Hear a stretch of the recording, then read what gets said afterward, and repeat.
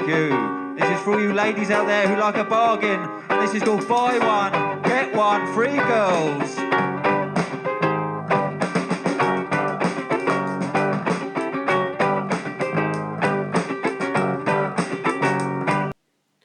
Hello, I'm Charlie and welcome to another episode of the Time Traveller Diaries. Now today we're going to be focusing on the life and death of singer Amy Winehouse. Now Amy Winehouse was born on September the 14th, 1983 in Enfield, London at Chase Farm Hospital to parents Mitch and Janice Winehouse. She attended the Sylvia Young Theatre School, but she would leave there in her teens. She would eventually learn to play the guitar, and this is when she realised she had a real passion for singing.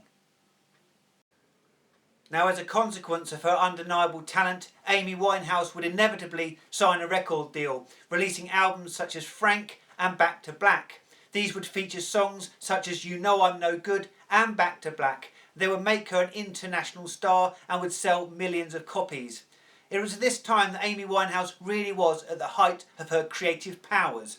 Now check out this interview with her in which she's discussing suffering from writer's block.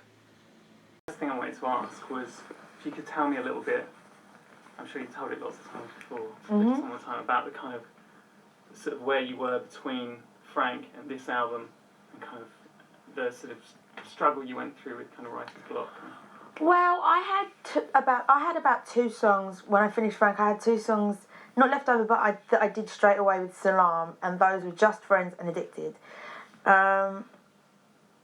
Then I couldn't write for about 2 years, and I thought, well, I'm screwed really, because I can't write anymore. And the thing is the more you write, the more likely you're going to find something that you like, and the less you write, the more likely you are to just be like, that's crap, I can't write. And it's a vicious cycle, because if you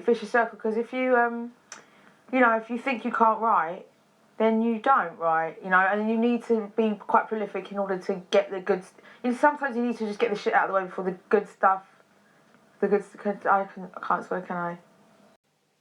Now, as part of her success, Amy Winehouse would pick up many awards at the Brit Awards, the MTV Awards, the Ivor Novello Awards, and she would win 5 Grammys, which were once displayed together in a museum. She would then meet a man called Blake Fielder Civil. They would start dating and they married in 2007. And it seems from this point on, things started to go downhill. Her marriage to Blake Fielder Civil would be a turbulent one.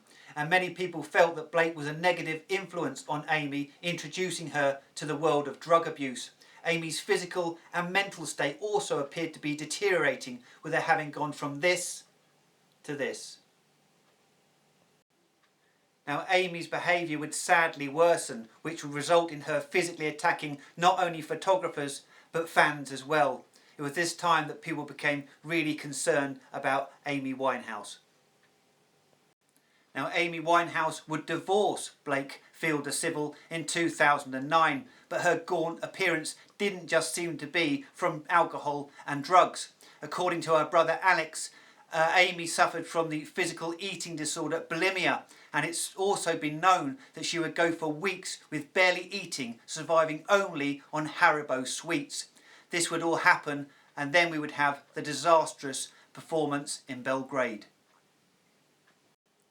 Amy Winehouse's final live performance would take place in Belgrade, during which she was so intoxicated she could barely stand, let alone sing. Many band members stated that they barely got through one complete song, as Amy Winehouse would keep abruptly shutting the band down. Many fans booed throughout and demanded a full refund.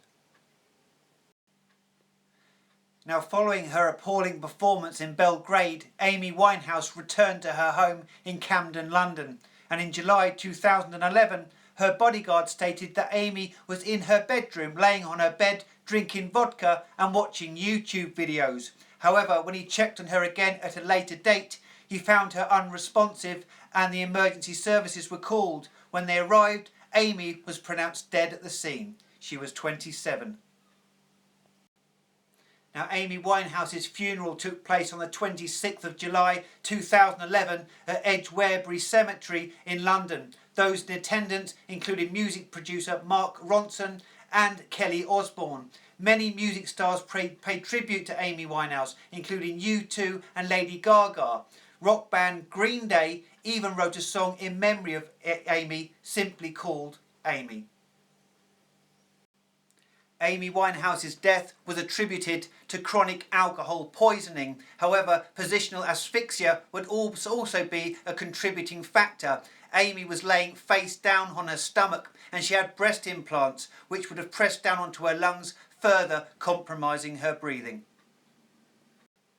Now it seems with the passing of Amy Winehouse that she's gone on to join the infamous 27 Club, the club of famous musicians and artists who passed away at the age of 27. These include Jim Morrison, Jimi Hendrix, Janis Joplin, Brian Jones and Kurt Cobain, among many more. So thank you for watching. I hope you've enjoyed this episode. Be sure to like our Facebook page and subscribe to our YouTube channel. And we'll see you next time on the Time Traveller Diaries.